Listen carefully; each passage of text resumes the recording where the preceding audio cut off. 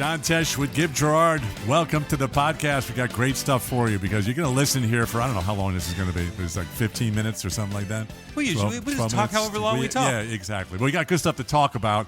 And we're here basically to move you forward in your life. You know, we just bathe in this stuff all the time, all this intel. So the idea here is, if you're just joining us for the first time, is that I'll spit out a bunch of facts and then Gib will refute them. No. Yeah. But look, we give out a lot of advice. We do. That is like, only eat berries and the occasional almond if you want to live the healthiest life. And I will say that's just not something that people are going to do. It's not something I'm going to do. No. But we do test this stuff on ourselves. This reminds me, it was a great Steve Martin routine. Then we're going to get to it, I promise. I hate when people talk about nothing in the podcast for the first 10 minutes. Anyway, I saw Steve Martin on stage at the Exit Inn in Nashville in 1974. Yeah, okay. He was just starting, and he was going. He did his whole thing about the arrow through the head and the banjo and everything. Mm-hmm. And he goes, I'm a transcendental kind of guy, and I went to see the Swami Naktamandi, and he said to me, he gave me a piece of advice that I still carry with me today. He said, Steve, as you go through life, always. And he stops and he goes, never. It was great. Anyway, let's talk about mood boost, because we can all use one of that. Always. I wake up in the morning, I read the news, there goes my mood boost. Yeah, you got to stop doing that first thing in the morning. I know, I should. There are good news websites, by the way, that only tell you the stuff that makes you feel good. Okay. That seems odd. But anyway, so if I've never seen this tip before, but here's the mood boost. You go somewhere that's at least 15 miles away from home. Yeah. So research from University College London found that people who regularly traveled 15 miles outside of their local area, they felt healthier than those who stay close to home. It was especially true for people over the age of 50, because we usually only go 50 feet away from our home. Yep. People who travel outside their comfort zone tend to visit more places and meet more people. Those are key factors that improve your mental and physical health. I just did this. I was going to see your kids play in a soccer tournament. Yep. And we went 60 miles away to a place called Temecula. And we're still in the greater Los Angeles area, right? Yep. And everybody was different. Yeah. They spoke differently. Different restaurants. They seemed happy. Yeah, it was unbelievable. Well, keep in mind, 15 miles. If you live in an environment with a lot of traffic, 15 miles can take a really long time. I only live 14 miles from you. Yeah. So you feel like it's really far when you guys come to soccer games and stuff. Because sometimes it's 2 hours. I mean, yeah. But it's only 14 miles. Right. And that's not even as the crow flies. That's that's driving. So 15 miles is pretty far, but it also underscores the point that most of us don't really go very far on a given day. We do everything probably within 10 miles of our house, 10 miles of our work. I mean, unless you're a trucker and you're driving for a living, you're most likely living in a very small area. You're going to why wouldn't you? You're going to the same restaurants inside of a small radius. You're going to the same you're going to the same dry cleaner. All your errands are in that space. When you put yourself outside of your comfort zone just a little bit, add a little bit of novelty, your brain turns on. It's like being a baby. Right, Think about how excited a baby is to just see new colors. It's the same thing. Your brain's like, what? That's true. A Buffalo Wild Wings? I haven't seen one of those in weeks. That's true. When I lived in New York City, and those of you in New York will know this, lived in Manhattan, right? And it was amazing because if you went one city block, right? This sounds ridiculous. Yep. Everything could look completely different. Yep. The people were different. There was a different dry cleaners. That's how jam-packed a population that area was. And so if you walked 10 blocks, that's a mile. Yep. And it was different borough. Well, there's a joke on Seinfeld where Kramer's dating somebody who lives downtown. They live in Uptown on the Upper West Side on the show, and he's dating a girl that lives downtown, and he calls it a long-distance relationship. They're still in Manhattan. The point is, the denser the area you live in, the less far you have to go in order to get this effect. I'll get it. My friend Lenny's going to know. I'm going to say something, and people aren't going to like this, but when I was younger, and we would go out clubbing, right? Went to Studio 54, a couple of bars and places like that. And my friend Lenny, he'd be talking to a nice young lady, and then he'd come back and talk to me, and I would say, what do you think? Did you guys get along? And it was a different kind of jargon than that, but you know what I mean. Mm-hmm. And it was vibe. It was the 70s. Yeah, exactly. It was the 70s. And he would say, this is the first time I heard this. It was GU. He goes, no, it's great, but GU. I'm like, GU? You mean Gee Whiz? No, GU. I said, what's that? geographically undesirable. There you go. So it was like he didn't want to date anybody that was in a different borough because it was a longer subway ride. The point being, I forgot what we were talking about. It's 15 miles. It's better for you. So at least 15 miles away. Well, here's the thing. You had that look on your face like, move on, John. No, this is a great story. But I would say, here's the point. Lenny's life would have been a lot happier if he had been willing to go and date the women that were geographically undesirable because he would have gone outside of his comfort zone and had novel experiences. Matter of fact, his memory's not so good. Yeah. So that's probably what happened. Think about how good his brain would be if he had just done that. I have a problem, and that is that I try to eat 2 meals a day. Okay, so in most of it's if I work out and then maybe at 11 I'll have something, right, and then at 5 o'clock Connie and I will eat dinner, usually very early. But right about 8 o'clock I get so hungry, and the more I see this type of intel, I'm realizing I need to do something. I need to find a healthy snack or just maybe eat some more or something, because it turns out that we know for a fact now, the University of Chile has found that eating at night will definitely lead to weight gain because our bodies burn more energy during the day. So they say as the sun sets, our metabolism will slow down, helping us prepare for sleep, which means we're not processing food efficiently. Exactly. And a big study they did of 5,000 people, those who ate after 8 p.m., they had waists that were 2 inches bigger, even though they ate the same calories and had the same activity levels. It was just eating in the evening. Too late. It's because you're not burning those calories, so they get metabolized into fat no matter what. So if you're eating within a couple hours of going to sleep, your body is just not going to be able to use that energy. And when you have energy in your system, it has to go somewhere, and that will go into fat. And most of us, that means, for me anyway, I won't speak for everybody, but for me, that means going right to my waistline. So my waistline will expand because that's where I gain fat first and lose fat last. And that it all comes from adding calories into my system that have no place to go. The key is, if you want to keep the same amount of food that you're eating, is to eat like a king in the morning, pauper at night, and pauper at night. So you want to slowly but surely titrate down the amount of food because your body just does not have the caloric needs as you go later in the day. It also messes with your sleep. I mean, I did this last night. I was up late, and I made myself a little midnight snack, and I have felt absolutely terrible all day because I ate late at night last night. Yeah, we've especially if it's salty, you got to be careful with that because that salt will keep you awake. We just had that story on the radio show, and also there are some things you can eat late at night. You don't want to eat fats because it takes too much to process them. So one of the big foods people are eating now as a snack is blueberries and cottage cheese. Yeah, well, I mean, I've been sending you pictures of my new dessert. I know. It's frozen blueberries in Greek yogurt. And so that combination, I do it because otherwise I'd eat ice cream. Right. And I will say, I'm not an idiot. I know it's not as good as ice cream. Right. I miss the ice cream, but it does scratch an itch, and it is a good snack. And the blueberries, I mean, how many stories have we done in the last month? Wild blueberries. Yes, I get wild boreal blueberries, which are blueberries that are grown at above a certain latitude, so they actually have a little bit more density of their phytonutrients. It's frozen blueberries are not that expensive. They're more expensive than the boreal wild blueberries are more expensive than harvested blueberries, but if you get them frozen, it's cheaper overall, and I love them. So many more polyphenols in those wild blueberries for sure. Okay. Let's talk about obsession, because if you're ruminating, if you're worried, if you just can't stop thinking about stuff, I think it's psychologists call it monkey brain. It's even in the Bible, Romans 12:2, be transformed by the renewing of your mind. Even the Apostle Paul knew back then that we had too many things entering our mind at once, even back then. So there's from the journal Psychological Science, there is a tactic now. They say, the researchers do, next time you're obsessively worrying about something, write it down on a piece of paper. Yes. Rip that up and toss it into the trash. According to the researchers, again, it's Psychological Science, doing this will reduce your anxiety in just 15 minutes, and it'll stay reduced for a while. Our brain handles thoughts as if they were objects. And by taking the thought out of your brain, putting it on a paper, and throwing it out, you release it. That's exactly it. You release it. Look, the tearing it up and throwing it away, that's a little bit of extra psychological boost that you get from it. I'll tell you right now, you get 90% of the benefit from just offloading it. Just writing it down. Yeah. Especially before you go to bed. Yeah, if it's something you need to remember, well, guess what? Your brain's not going to stress about it anymore because now it's written down. If it's something that's just bothering you that you want to get rid of, writing it down and then having the ceremony of tearing it up and throwing away, even burning it. I've burned stuff before in my backyard fireplace. I love that. That's great. Whatever. It creates in you look, we are simple.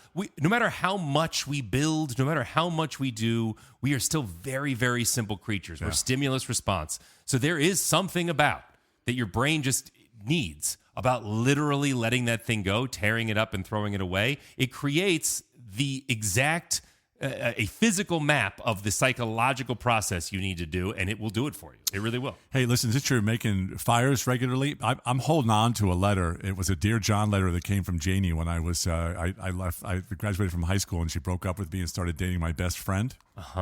You've heard this story before. I've heard this story so many times. Okay. Anyway, I have the letter. Right, I still have the letter. Burn it. Get rid of it. But I want you to burn it because I don't want to do it. Okay, I will happily do it. I just want to point out. Yeah. Look, I absolutely understand how formative those years were for you. Yes. But since then, you've won what? Half a dozen Emmys. You've been married for how many years? 30? 32. Yeah.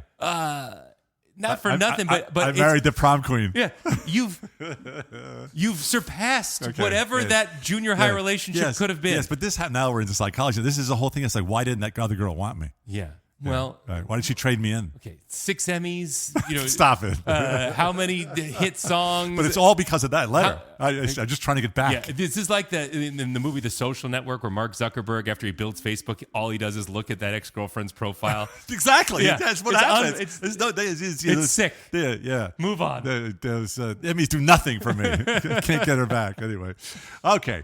So let's say that that the rumination builds up while you're sleeping, right? You've offloaded it, you've thrown it into the fire, or you've torn it up, and you wake up, you have a super busy day ahead of you. Every day. There's a solution for this too. So instead of freaking out about your to-do list, this is what you should do.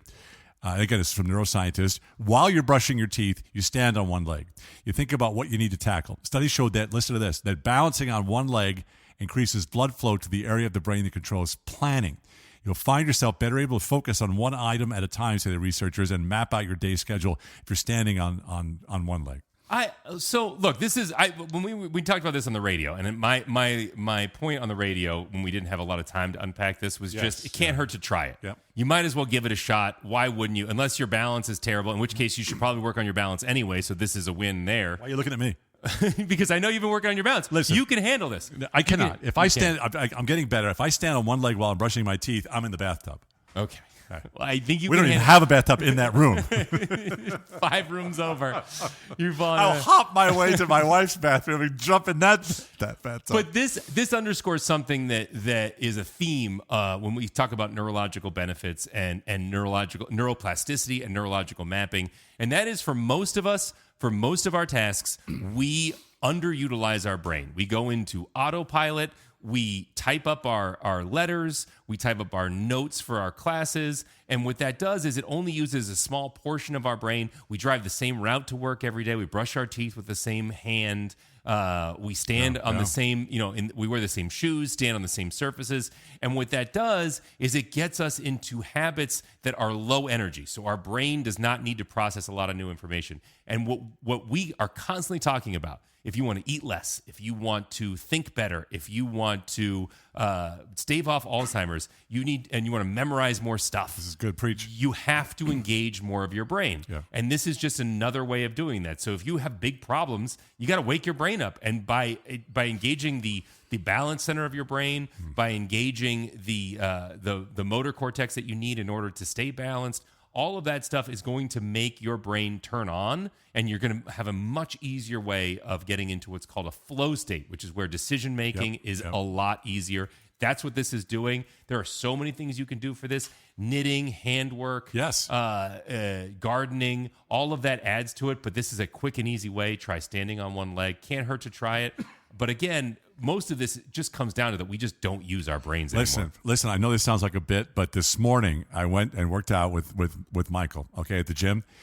And he goes, we're doing the workout today without your shoes on. And I have a bad right ankle. It's been turned and broken so many times. It's very unstable.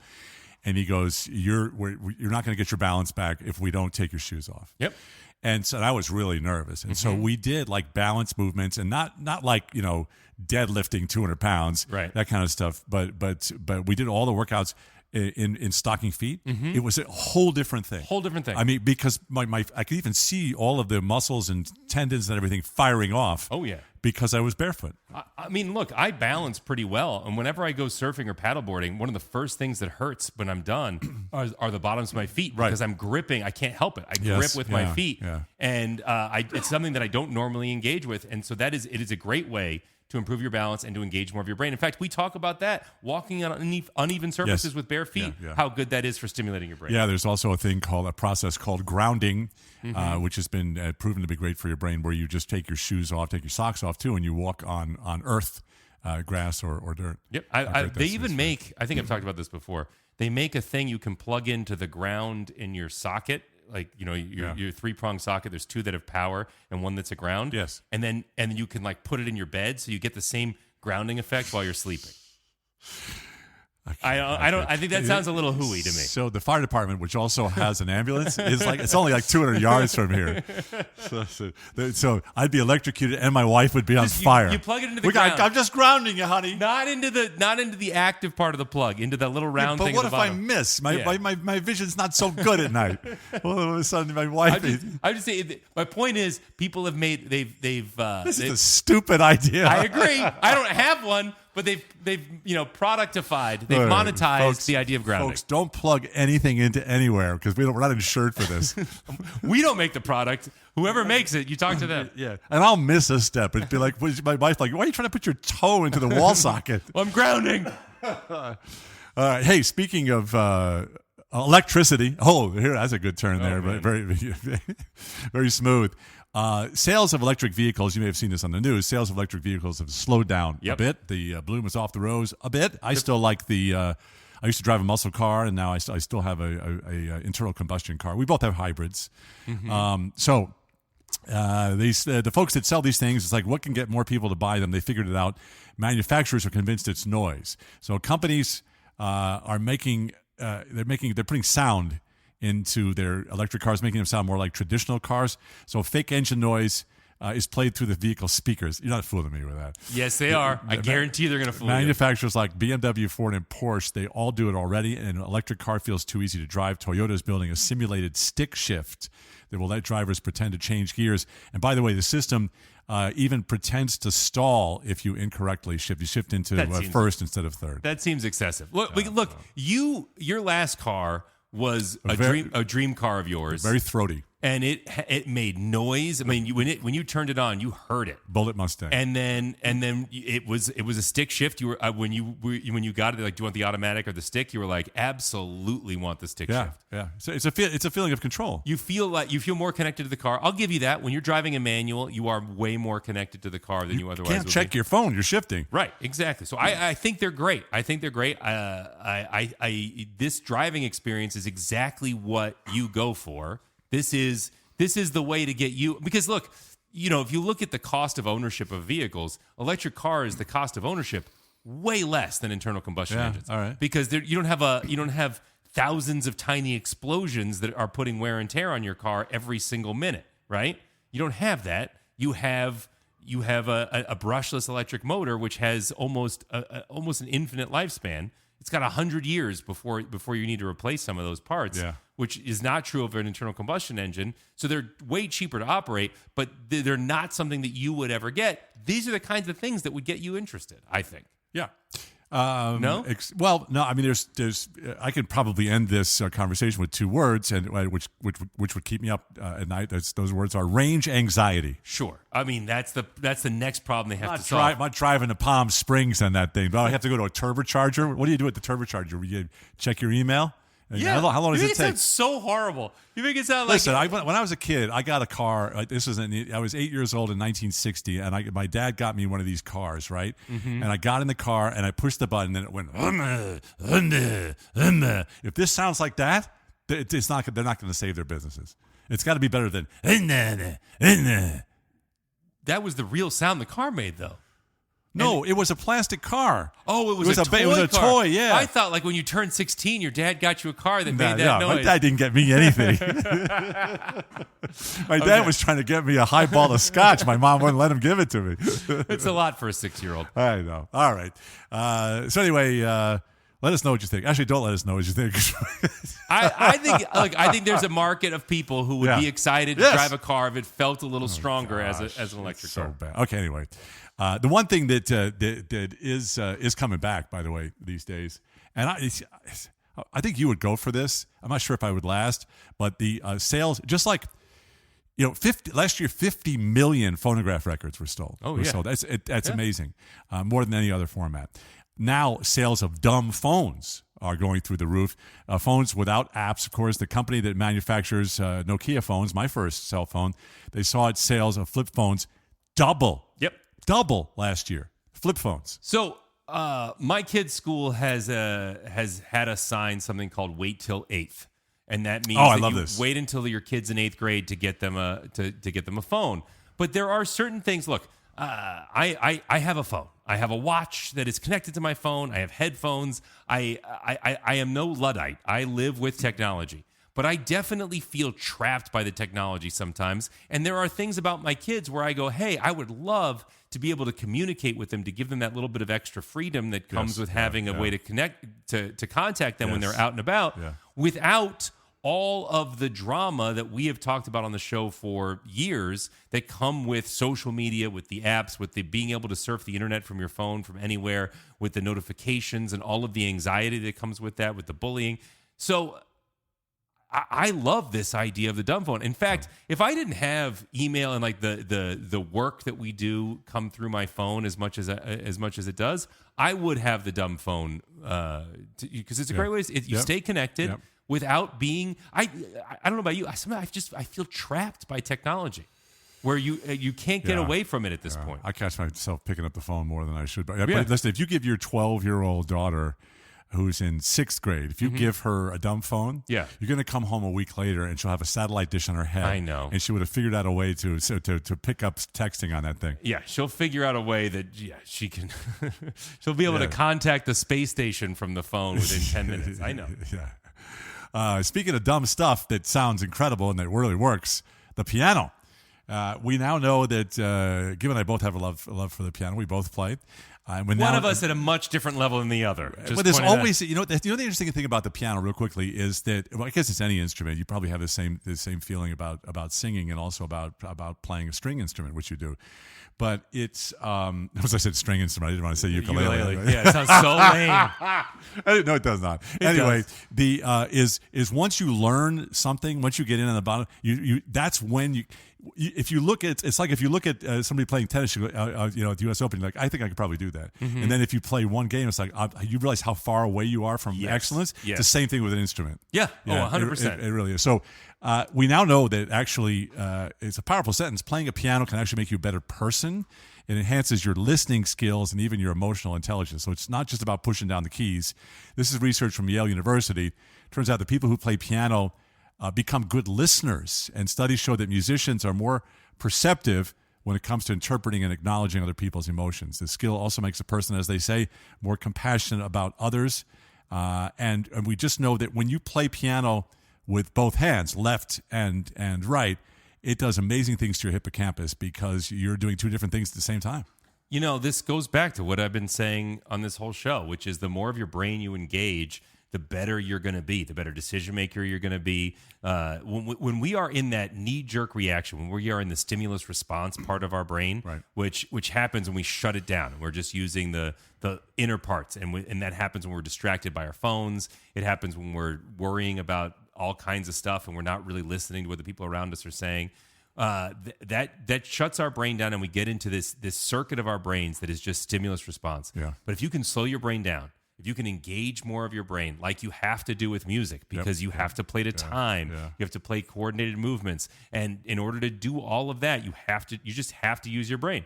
And in fact, you can't even talk while you're playing piano. It's one of the hardest things to do. We always make fun of that, right? Is to sing and play, or even singing and playing is actually easier than talking and playing, because you're singing along with the song versus talking. It's hard to do the things that are out of sync. when you get your brain into that mode, that your brain is just, it's firing on all cylinders. You'll be able to connect with people so much better, obviously. The only person I've ever seen live who could do the thing where they're playing something, more than just triads, playing complicated chords, is I saw her do it on the Grammys. Is Alicia Keys. Oh yeah, she can actually play jazz music and talk at the same time. Which I'm telling you, try it. Try to play Mary Has a Little Lamb on the piano and talk. Going back to what you said before at the start of this story, which was, it looks easy to play tennis when you watch the U.S. Open until you've tried to play a game and you see what they're able to do. Alicia Keys, you like some of her songs. Yeah, you can tell that she's talented. But when you actually try to play piano and then you see what she's able to do with the piano, you go, oh my gosh, you are on a different level. And John Legend too. John Legend has that just that extra level of talent where if you understand what he's doing and what Alicia Keys is doing, it's mind blowing. It is, and excuse me. One of the reasons I bring this up is so many great pieces of intel on piano is that we made the decision to actually launch a program. It's not only a course, but it's also it's a community called the John Tesh Piano Method. And I know that when people come up to us, Gib, at the end of concerts, and they say, "Oh man, I wish I'd kept up piano." Usually people, 45 plus. Mm-hmm. Is it too late to start? Right. And because what happens is people are intimidated by the music theory, and also, do I have to learn how to read sheet music? So right. I put together this course, as you know, called the John Tesh Piano Method, and it's basically, I said, well, why don't I just teach people how to play my songs, mm-hmm. right? And so I started with Round Ball Rock, the basketball theme, and then some other stuff from PBS specials, and showing people what it looks like on stage, and then saying, here's the right hand and here's the left hand. And it was amazing how many beginners have showed up, because I thought it would be, I'll show you how to play Round Ball Rock. I'll use both hands. Then I was getting emails and texts from people saying, hey, can you just show me how to put my hand on the piano? I'm like, wow, yes, okay. So I started over and did two different tracks, right? One is paths, one is beginners, and the other is intermediate players. Right. So, the reality is that there's plenty of piano players who are great piano players who can go and either download your sheet music or find a piano book that has your sheet music in it and just play it. Right. But teaching piano using your songs is great. Yeah. And look, to your point, there are people who walk up to us and say, hey, I don't even know where to begin. I wish I could play an instrument. Right. This is why we did this. Yeah. The other thing that's really important to note, and that you've added, is that community element, because we have talked about on the show over and over and over again how important it is to have a sense of community when it comes to sticking with goals. Yeah. And so you see this in the online language learning community, where they're building these communities for learning languages. Yeah. The same is true for this. And so to help people stay connected to it, we built the community element too, where that you can talk to them, they can talk to each other. It's great. Yeah, and so if you're interested I have a unique method, you can find that at Tesh.com. Also at Tesh.com, you'll find a link to sign up for the weekly coaching calls that Gib and I have. These are really amazing. We share all kinds of the latest strategies for living a more purposeful, organized life, and we even pray for each other. So check it out. That's at Tesh.com. And for now, thanks for subscribing to the podcast. Thanks for being with us. We'll see you next time.